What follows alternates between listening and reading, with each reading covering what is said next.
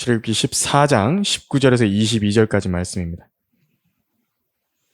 이스라엘의 진영 앞에 가던 하나님의 천사가 움직여 그들 뒤로 오니 구름 기둥도 그들 앞에서 옮겨 그들 뒤에 서고 그것이 이집트 진영과 이스라엘 진영 사이에 이르러 그들에게는 구름과 어두움이 되었으나 이쪽에는 밤에도 빛을 주므로 밤새도록 저쪽에서 이쪽으로 접근하지 못하더라.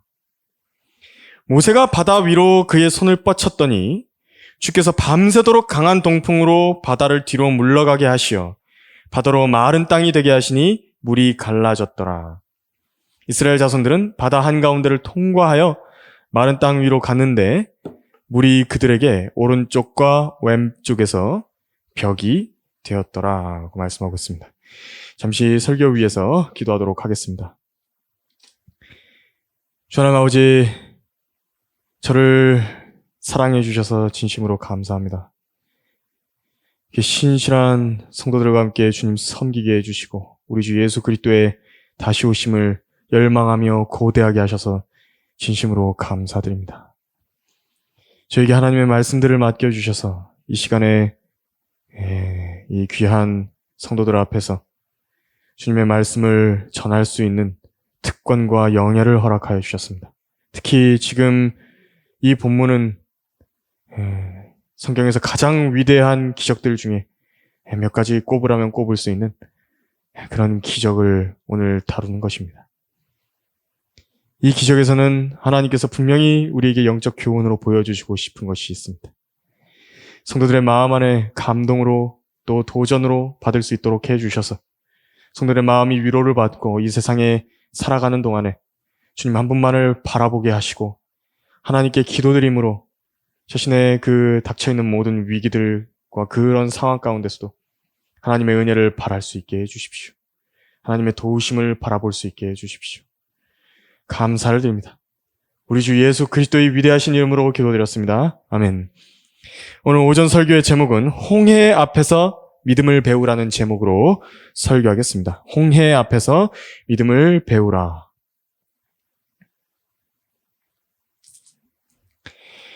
이스라엘 민족은 430년이라고 하는 오랜 노예 생활을요, 하나님의 인도하심으로 이제 끝내고 이집트에서 나왔습니다. 마지막으로 이집트의 첫 태생이 모두 죽었습니다.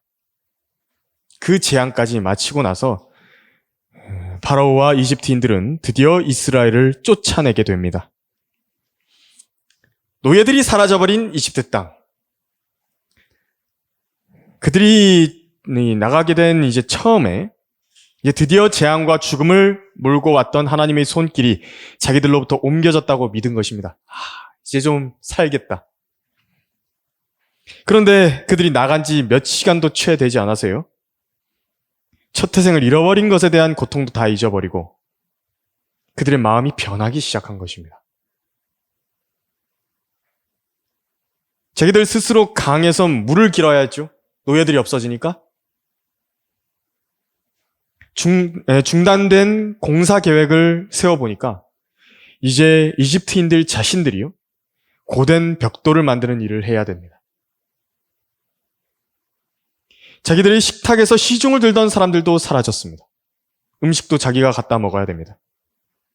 부엌에서 설거지해주던 사람들도 사라졌습니다. 자기가 해야 됩니다. 명령만 하면 입을 옷을 가져와서 입혀주고 또 갈아입혀주고 또 목욕할 때에 몸을 닦아주던 사람들까지도 모두 다 사라졌던 것입니다. 이집트인들은 자기들이 누리던 죄의 낙이 사라진 것을 안 것입니다. 그리고 그 죄의 근성이 어떻게 됐냐니까 다시 이스라엘을 노예로 섬기게 하는 것으로 마음을 기울이도록 만들었던 것입니다. 그래서 14장 5절을 한번 함께 보시면요. 백성이 도주했음을 이집트 왕이 듣자 파라오와 그의 신하들의 마음이 백성에 대해 변하여 말하기를 우리가 어찌 이같이 행하여 이스라엘로 우리를 섬김에서 떠나가게 하였는가 하고 기록이 되어 있는 것입니다. 이것이 바로 죄의 무서움입니다. 죄가 주는 즐거움이라고 하는 것, 죄가 누리게 해주던 여러 가지 호혜라고 하는 것들이 사람을 다시 그 아래 굴복시키는 것입니다. 이게 죄의 능력입니다. 이러한 마음의 악한 변화와 또 부패가 일어나고 있었을 때에 주 하나님께서는 이집트인들의 마음을 보시고요. 이제 또 이스라엘의 경로까지도 바꿔버리십니다. 차라리 잘 된 것입니다. 이제 이집트인들의 군대를 뿌리 뽑아버리겠다. 이때 완전히 뿌리 뽑지 않는다라고 한다면 카나안 땅에 들어가는 내내 또 들어가서라도 이집트와의 전쟁은 다시 일어날 수 있는 것입니다. 이 마음이 변해버린 사람들이기 때문에 그렇습니다. 그래서 마음을 완악하게 하셔서 그들을 뒤쫓게 만드신 겁니다. 이스라엘의 여정이 시작되면서부터 하나님께서는 밤에는 불기둥을 일으키셨고요. 낮에는 구름기둥을 통해 인도하기 시작하셨습니다. 여러분 불기둥 보신 적 있으십니까? 그 미국에 이렇게 토네이도가 불었는데요. 허리케인이 왔죠.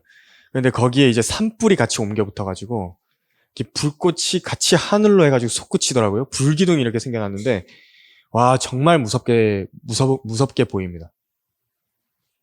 그 열기도 만만치 않다 그럽니다. 그런 불기둥입니다. 그래서 40년 동안 그것이 이제 광야에서 그 불기둥을 보는 사람마다 저 민족은 하나님께서 인도하시는 민족을 다 아는 것입니다. 거기 주변에 있는 모든 민족들이 다 압니다. 다. 그래서 하나님께서 실제로 그 백성들이 인도하신다는 증거이기도 했는데 처음에 그 경로가 어땠냐니까 고센 땅이 있었는데 그게 이제 이집트 땅에서 이집트 그 홍해에서 좀 서쪽에 있습니다. 고센 땅이라고 하는 것이. 홍해가 이렇게 있으면요. 여기 이제 고센이 있는 것이고요. 그래서 이제 이 고센에서 처음 경로는 이제 북쪽으로 올라갑니다. 북쪽으로 올라가면은 여기 위에 뭐가 있냐니까 이제 지중해가 있는 것입니다. 지중해가. 그리고 지중해 고대로부터 뭐가 있냐니까 거기 지중해 경로에 여기가 이제 고센 땅이면 지중해가 여기 있죠? 여기에 이제 지중해 해안길을 따라서 비아 마리스라고 하는 해안길이라는 게 있습니다. 이제 그것이 그 길인데요. 그 길로 올라가게 되면 이제 필리스티아인들이 땅을 거쳐서 이렇게 카나안 땅으로 이스라엘이 올라가게 되는 것입니다. 그런데 하나님께서요. 중간에 북쪽으로 올라가다가 경로를 꺾으십니다. 어디로 꺾냐? 동남쪽 방향으로 꺾어서요. 홍해 쪽으로 향하게 하시는 것입니다. 이 홍해가 있다 그랬죠? 홍해 쪽으로 이렇게 꺾어서 가시는 것입니다. 문제는 이 시내산으로 이제 가겠다고 하셨는데 이렇게 홍해가 있으면요. 여기 시내 반도가 이렇게 있거든요. 홍해가 있으면. 이렇게 해가지고 위쪽으로 이제 그 홍해 위쪽을 타고 이렇게 내려와야 맞는 건데 어떻게 되냐니까 홍해 아래쪽으로 인도를 하십니다. 구름기둥과 불기둥이 홍해 아래쪽으로 이렇게 인도하셨던 것입니다. 완전히 막다른 길로 인도를 하셨습니다. 서쪽, 이집트죠. 북쪽, 이집트입니다. 남쪽으로 더 가버리면요. 이제 걸프만이 나오는 겁니다. 동쪽에는 홍해가 있습니다. 하나님께서 인도하신 것입니다. 고립된 곳으로 인도하신 것입니다. 동서남북이 막힌 곳으로. 그런데 문제가 뭐냐니까 하나님과의 교제가 끊긴 사람들에게는 모든 이런 난관들이 사방이 가로막힌 길에서 느낄 그런 감정입니다. 좌절과 절망입니다. 하지만 감사할 일은 하나님과의 교제가 지속적이고 그분과 동행한 사람들은 그런 절대 헤쳐나갈 수 없는 위기의 상황 가운데서도 하나님의 능력을 목도하게 되는 계기가 되는 것입니다. 이게 감사할 일이고 기뻐할 일입니다. 그걸 하는 것이 바로 믿음입니다. 그걸 하게 하는 것이.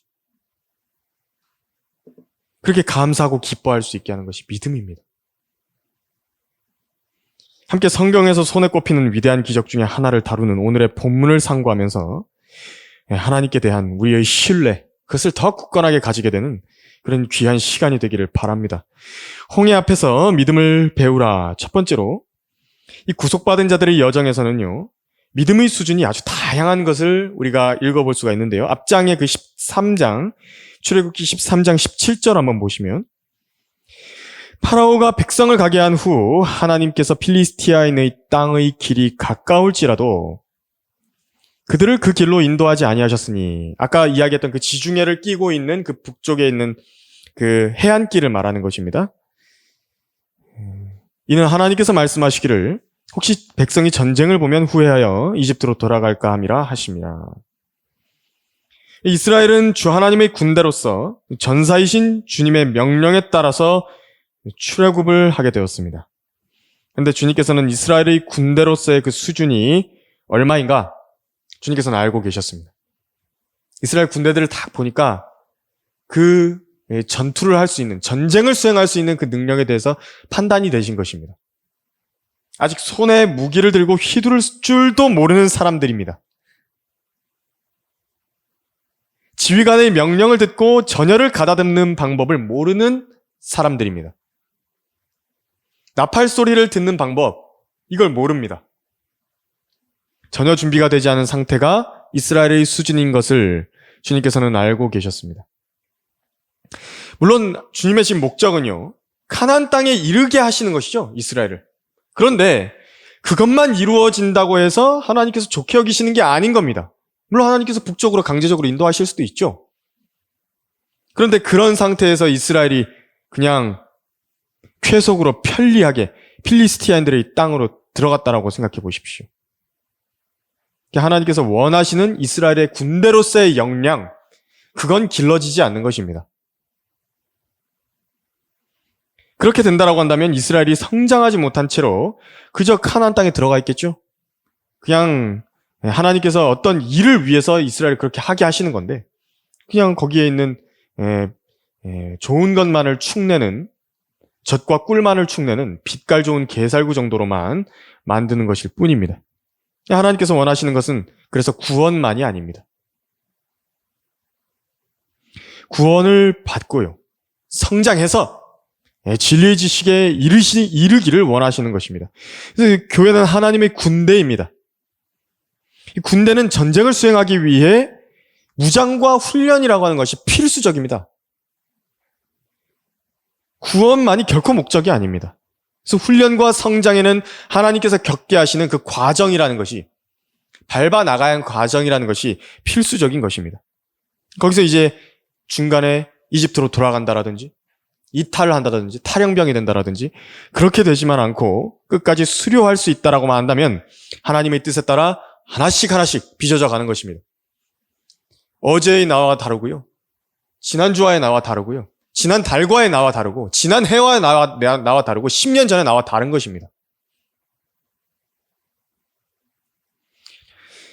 그래서 이스라엘이 홍해를 건넌 이후에도 이제 계속해서 하나님께서 광야에서 시키시는 그 훈련의 과정, 그것은 지속되고요, 때로 전투까지도 이제 허락을 하십니다. 그리고 이제 점점 군대로서의 면모를 갖추어가게 되는 것입니다.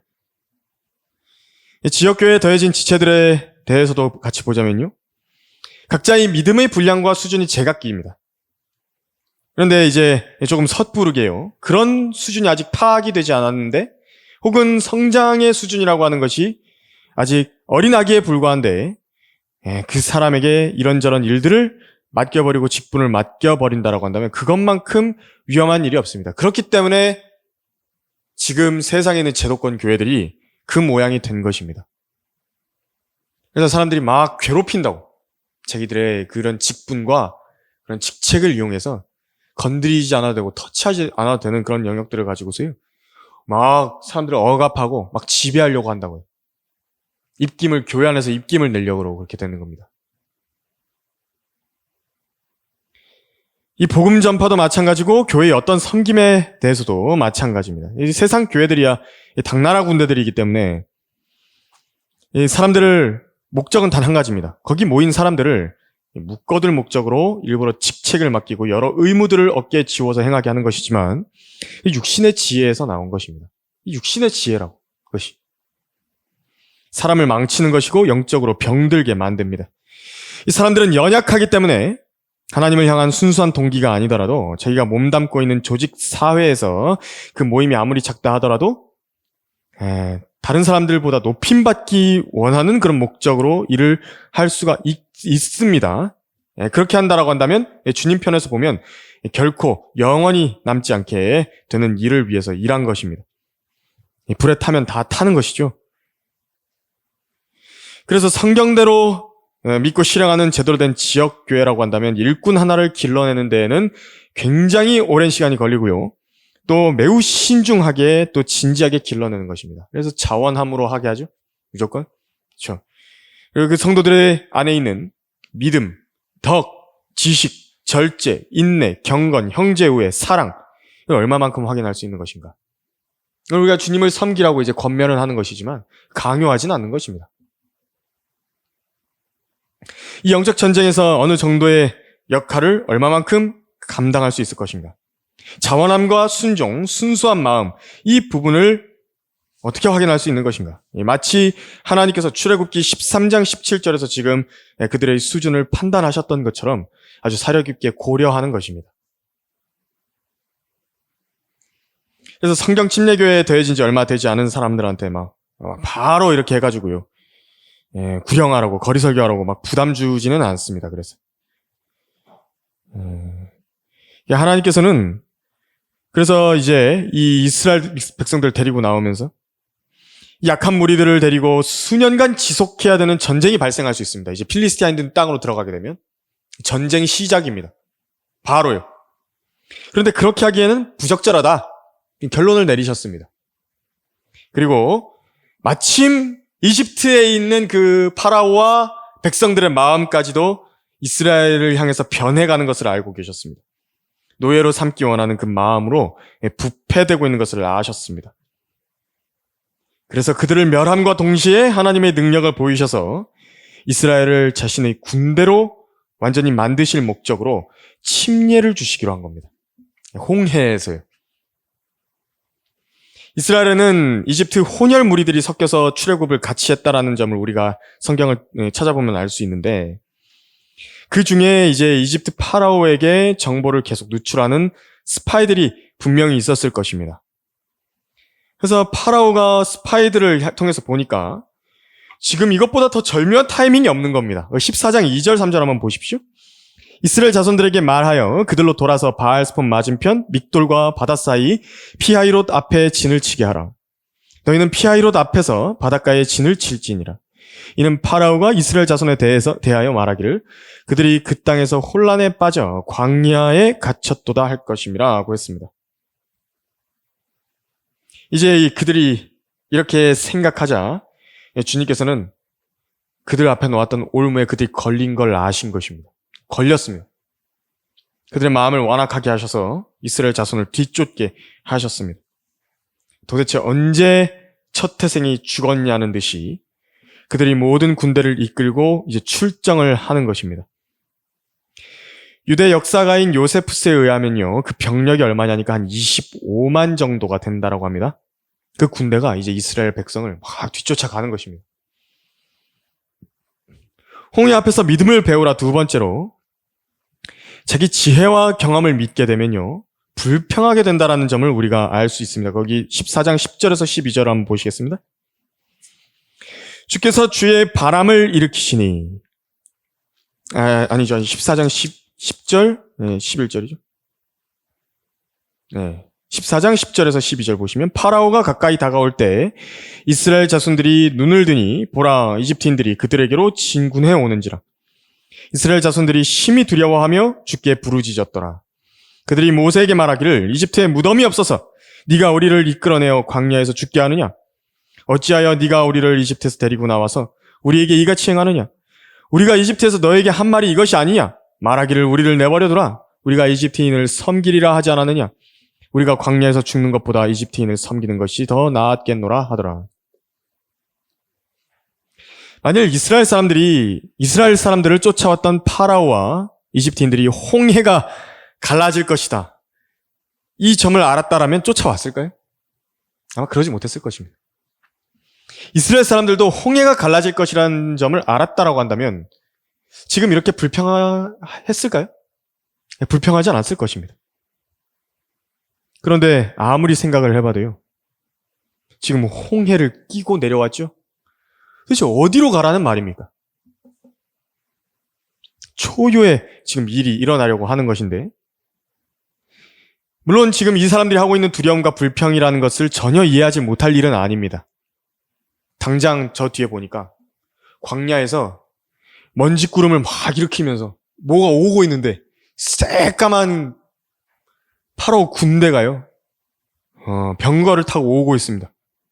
나팔 소리는 막 들리고 있고요. 앞을 보니까 앞으로는 어디로도 갈 수 없는 바다입니다. 당장 어떻게 해야 되는가? 이집트인들이 손에 죽거나 바다에 빠져 죽거나 아니면 지금 당장이라도 이집트인들 앞에 가가지고 두 손 다 들고 잘못했습니다. 살려주십시오. 하든지. 만일 그들을 인도한 것이 정말 인간인 모세 그 자신이었다라고 한다면요. 어떤 한 인간에 의해서 인간으로부터 또 인간을 위해 이스라엘이 이집트로부터 나왔던 것이라고 한다면 이렇게 생각하는 것도 무리가 아닙니다. 하지만 그들을 인도하여 내셨던 분은 이집트를 그 10가지 재앙으로 초토화시켜버리신 전능하신 하나님이셨습니다. 그분의 행적들을 묵상해 보았다라고 한다면 무언가 분명히 그분께서 그분에 의해서 이 일들이 진행이 됐기 때문에 출애굽 자체가 그분이 시작하셨기 때문에 이번에도 어떤 방법으로든 이집트의 군대를 진멸시키실 것이라는 점을 백성들이 믿을 수 있어야 됐습니다. 그러니까 하나님께서는요, 그들이 감당할 수 있을 정도의 시험을 주셨습니다. 그러니까 믿을 수 있을 정도입니다. 근데 불평한 겁니다. 그런 위대한 일들을 보아놓고서도 자기 마음에 하나님을 두지 않았고 하나님에 대해서 깊이 생각해보지 않은 사람들의 입으로부터 괜히 이집트로부터 내보냈다고, 모세가 했다고, 지금 모세한테 네가 한 거라고 그렇게 이야기하지 않습니까? 모세가 했습니까? 이 상식적으로 생각해 보더라도 상식적으로 생각해 보더라도요, 하나님께서 살아계시고 하나님께서 이스라엘을 이집트로부터 구출해내기 위해서 그런 기적들을 보이셨다라고 한다면 그들을 죽이시기 위해 홍해의 막다른 길로 인도하신 것은 아니지 않겠습니까? 아무리 생각을 해봐도. 하지만 사람의 눈앞에 현실이라는 것은 항상 그렇습니다. 자기 생각에는, 자기 경험상으로는 자기가 이때까지 경험해봤던 지혜와 내가 이때까지 살아오면서 느꼈던 모든 일들이 있었죠. 나만의 그런 지혜와 지식이 있는 것인데 그걸 판단을 해보니까 도저히 빠져나갈 수가 없는 상황입니다. 하나님 안에서 왜 일을 시작해야 되는가? 이유가 여기에 있습니다. 하나님의 뜻을 구하고요. 내가 우리 주님께 내가 헌신을 했습니다. 그리고 내가 하나님의 뜻을 구하고 해야 되는 일이 뭔지 하나님께 구해서 그분의 승인을 받고 또 하나님께로부터 시작된 일들을 확신한 그 시작점으로부터 시작하는 것은요. 그래서 너무 중요합니다. 그래야지 이런 도저히 내 이전에 있었던 경험과 나의 지혜로는 해결할 수 없는 상황에 직면했을 때에 낙심하지 않을 수 있는 것입니다. 그것은요, 자기의 앞으로의 직업을 구하는 데 있어서도 마찬가지고요. 안 해본 일이지 않습니까? 혼인에 있어서도 마찬가지입니다. 내가 이 사람이랑 평생 살아본 게 아니지 않습니까? 근데 믿음으로 해야 되는 겁니다. 중대한 결정을 내려야 되는 상황에서는 그 하나님을 신뢰할 수밖에 없는 겁니다. 제대로 된 선택을 하려면 하나님께서 주신 것이다. 이것은 하나님께서 하게 하신 것이다. 하나님이 시작하신 것이다. 그 간증을 자기가 갖고 있다라고 한다면요, 이제 하나님께 언제라도 그 도우심을 구할 수 있고 어려움 중에서도 낙심하지 않을 수 있게 됩니다. 마음이 무너지지 않는다고, 그 사람은. 그런데 그 지금 자기가 처해 있는 것이요, 자기가 하고 싶은 대로 또 자기 정욕을 위해서 하나님께 구하지 않고 시작한 어떤 죄 때문에 무언가를 했다라고 한다면 그 어려움과 난관 속에서 닥치게 됐을 때 그 사람이 그걸 감당을 어떻게 하겠습니까? 자기가 감당해야 됩니다. 자기가 하나님이 도우실 거라는 그 확신을요, 잘 갖지 못합니다.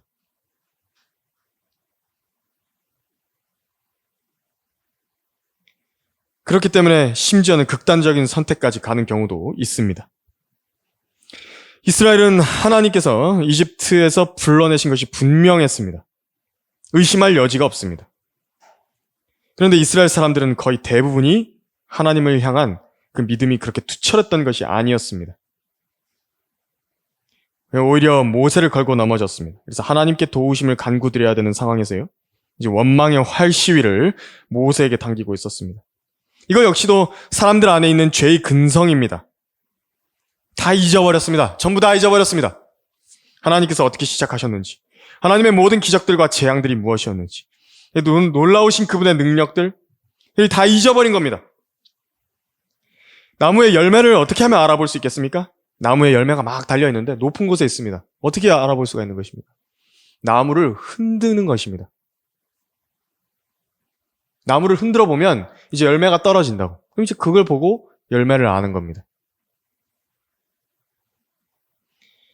그래서 이런 일들이 닥쳤을 때 이제 자기가 내가 믿음이라는 그 열매를 하나님 앞에 맺고 있구나 하는 것인지 아닌지를 볼 수 있는 것입니다. 어려운 상황이 닥쳤을 때.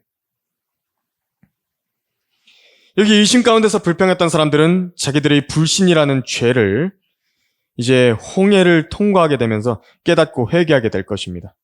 여기 모세는요, 이제 13절에서 14절처럼 이야기를 합니다. 출애굽기 14장 13절, 14절 보면 모세가 백성들에게 말하기를 너희는 두려워 말고 가만히 서서 주께서 오늘 너희에게 보여주실 주의 구원을 보라. 너희가 오늘 본 이집트인을 다시는 영원히 보지 못하리라. 주께서 너희를 위하여 싸우시리니 너희는 가만히 있을지니라 하고 말했습니다. 여기서 무엇을 자기가 어떻게 해야 될지는 모세가 잘 알지 못했습니다만 분명히 모세는 이제 주님을 믿고 있다는 것입니다. 모세는 주님을 믿고 있었습니다. 물론 홍해를 가르는 일에 대해서는 상상조차 할 수 없었던 일이니까 그건 아예 순위에도 들어있지도 않았지만요. 주님을 믿기는 믿은 것입니다. 어떻게든 하실 것이라고요. 주님께서 어떻게 하셨냐니까 먼저 구름 기둥과 불 기둥으로 옮기십니다. 그래서 당장 이집트인들과 이스라엘 사이에 구름 기둥과 불 기둥을 배치하셨습니다. 그래서 홍해를 가르시는 그 하룻밤에 그 짧은 시간 동안에 군대의 접근을 차단을 하셨습니다. 그래서 19절, 20절에 보면은 저쪽에는 이제 한치 앞을 볼 수 없는 그런 어두운 구름으로 이쪽 이스라엘 편에는 광야의 이제 불기둥으로 이렇게 하셨는데요. 여러분들 그 심한 안개 가운데서 운전해 보신 적 있으십니까? 운전할 때요, 안개가 진짜 심하게 끼면 거기 앞에 한 20cm, 30cm도 안 보입니다. 거기 앞에까지. 지금 그 구름 기둥이요, 짙은 구름 기둥이 아주 흑암과 같은 구름 기둥이 그 앞에 이렇게 하나님께서 배치해 버리신 것입니다. 그러니까 정찰 자체도 안 됩니다. 뭐 하고 있는지 보이지도 않습니다. 근데 반대편은 어떠냐니까 지금 불기둥이 이렇게 타오르고 있는데 이쪽 편에서는요, 마치 광야의 추운 밤에 따뜻하고 아늑한 난로같이 그렇게 빛을 주실 겁니다. 그 벽난로에 그 불 타오르는 거 보셨습니까? 그 어두운 밤에 그것입니다. 이집트 군대의 나팔 소리가요, 자장가처럼 들릴 정도입니다. 그 정도로 평온한 그 상태입니다. 그런 위기의 상황인데 그것이 바로 하나님의 인도하심을 받는 사람입니다. 주님께서 이렇게 원수들을 면전해서 식탁을 마련하실 수 있습니다. 이렇게 하나님이 둘러막고 계신데 도대체 누가 도대체 거기를 뚫고 들어올 수 있겠습니까? 그런 분을 우리가 지금 주님으로 섬기고 있는 것입니다. 홍해 앞에서 믿음을 배우라. 세 번째로요, 이제 홍해가 열리면요, 믿음으로 거기를 건너야 된답니다. 15절에서 18절에서 그렇게 말을 하고 있습니다. 주께서 모세에게 말씀하시기를 너는 어찌하여 내게 부르짖느냐. 이스라엘 자손들에게 말하여 앞으로 나아가게 하고 너는 네 막대기를 들어 네 손을 바다 위로 뻗쳐서 그것을 가르라. 그리하면 이스라엘 자손들이 바다 가운데를 통과해서 마른 땅 위를 가리라. 보라, 내가 이집트인들의 마음을 완악하게 하리라. 그러면 그들이 백성들을 따라가리니 내가 파라오와 그의 모든 군대와 그의 병거들과 그의 기병들 위에서 영예를 얻으리라.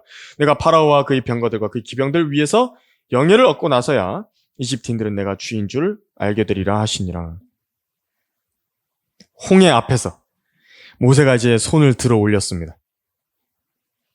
밤새도록 강한 동풍이 불어왔다라고 말하고 있는데요. 심지어 바다가 물러날 지경입니다. 그래서 바다 밑에 깔려있던 그 모든 뻘들에 있는 수분까지도요, 전부 다 핥아버립니다. 21절, 22절에 보니까 그 땅이 마른 땅이었다라고 말하고 있는 겁니다. 그 바다 뻘인데요. 그게 동풍이 불어가지고 완전히 바다가 마른 땅이 된 것입니다. 그 물에 벽이 생겼다 그렇게 말하고 있는데 아주 높은 높이로 치솟아서 올라갔습니다. 정말 엄청난 장관이었을 것입니다. 주님은요, 지금 이미 3000년도 더 전에 아쿠아리움을 보여주신 것입니다. 정말입니다. 농담이 아니라 아쿠아리움입니다. 정말로. 지금 가르신 것은 이제 지상의 홍해죠? 이제 앞으로는 저 셋째 하늘과 둘째 하늘 사이에 있는 깊은 그 물층 사이를요, 비교할 수 없을 정도로 많은 양인 그 물인 그 깊음을 이제 가르시는 것입니다. 거기를 가르고 이제 내려오시는 겁니다. 이 러크만 목사님께서는 이 지금 홍해가 갈라진 그 높이의 그 파도, 그게 이제 세워 올라간 그 높이가 얼마 정도 됐을 것이냐니까 대략 한 60m 정도의 높이로 물벽이 이루어져 섰을 것이라고 추정을 하시는데요. 어느 정도냐니까 아파트 25층 정도 높이로 물이 이렇게 올라왔다라고 생각하면 됩니다. 물이 이루어져 선 그 물벽을 보면, 지나가면서 물벽을 이렇게 쫙 지나가면서 보면요, 물고기들, 뭐 문어들도 보였겠죠. 해양 생물들이 그 너머로 이제 보이는 겁니다. 손을 넣어볼 수도 있고요, 물 튀겨볼 수도 있습니다. 너무 신기했겠죠? 이건 단순한 달의 조력 같은 게 아닙니다. 순수하게 하나님께서 바람과 자기 손의 권능으로 물벽을 만들어 놓으신 것입니다. 지나가면서도 이스라엘 백성들은요, 입이 떡 벌어진 채로 건넜을 것입니다. 그런 걸 누가 보는 것입니까? 누군가는 이제 그것을 보며 지나가면서요, 믿음이 있는 사람이었겠죠? 하나님을 찬양하면서, 와, 이런 일들까지 하시는구나. 그러면서 지나갔을 것이고요. 누군가는 그 물벽을 지나가면서도 하나님의 도우심을 의심했던 것을 이제 회개하면서 지나갔을 것입니다. 아, 하나님께서 이렇게 도와주셨을 것인데 내가 이거를 그때 당시에 그렇게 불평을 했다고, 하나님 죄송하다고 그렇게 하면서 지나갔을 것입니다. 또 누군가는 아직도 믿음이 없는 사람들 같은 경우에는, 믿음이 조금 흔들리는 사람들 같은 경우에는 혹시나 하나님께서 이거 건너는 동안에 저 벽을 무너져가지고 죽는 것이 아닌가, 나를 죽이실 것이 아닌가, 내가 저 앞으로 먼저 나가야겠다, 그러고 막 달려가는 겁니다. 앞으로 다른 사람들도 빠르게. 누군가는 그런 두려움 가운데서 건너갔을 것이고, 누군가는 그런 홍해를, 그런 고난의 그런 기간을 통과해 나가면서 즐거움으로 그 벽을 즐기면서 갔겠죠. 그 홍해를 바라보면서, 갈라진 홍해를 바라보면서, 물벽에 있는 물고기들을 바라보면서, 바다 풍경을 보면서 지나갔을 것입니다. 그러나 이스라엘 백성이라고 한다면요, 누구 한 명이라도 거기를 완전히 지날 때까지는 안전하게 보호받는 것입니다. 안전하게 보호받았습니다. 여러분들께서는 달빛과 조명에 비치는 그 밤바다를 보신 적 있으십니까?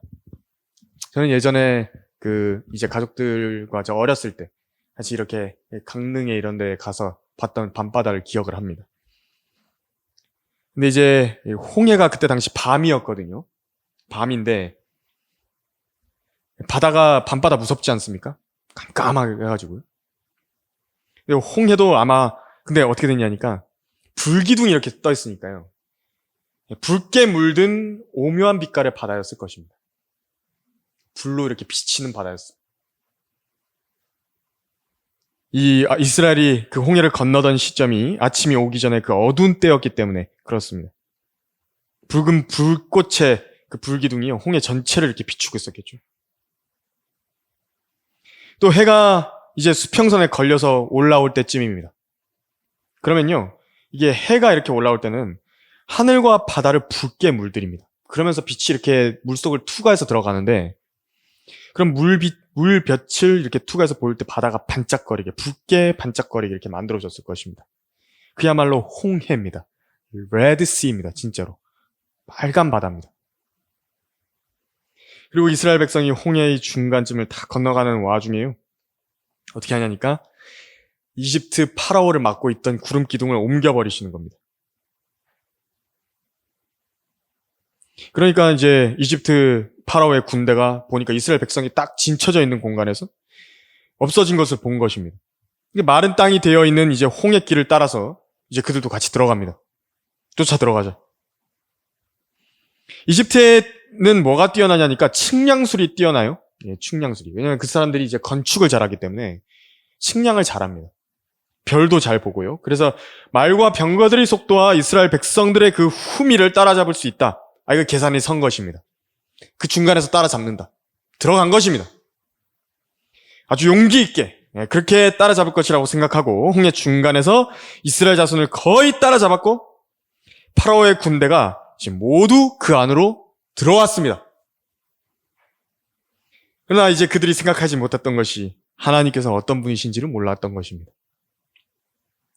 하나님께서는 이스라엘의 제일 끝 후미가 있었겠죠. 파라오의 군대 선두가 있었겠죠.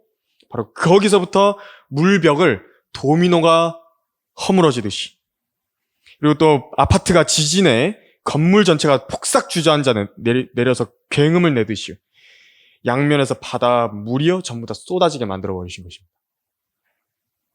그래서 홍해 중간에서 이집트 군대 쪽만 다친 겁니다. 그 물 무게는 병거와 말들과 사람의 뼈를 완전히 으스러버리기에 충분했습니다. 여러분, 파도 무게 때문에 배가 파괴가 되고요. 수백 톤 되는 바위가 움직이는 거 보신 적 있습니까? 그 위력만 봐도요, 이 물벽이 쏟아지면서 그들한테 엎어졌을 때 그 파괴력이 얼마였을지 가늠이 되는 것입니다. 순식간에 파라오 군대는 홍해 안에 완전히 수장되고 말았습니다.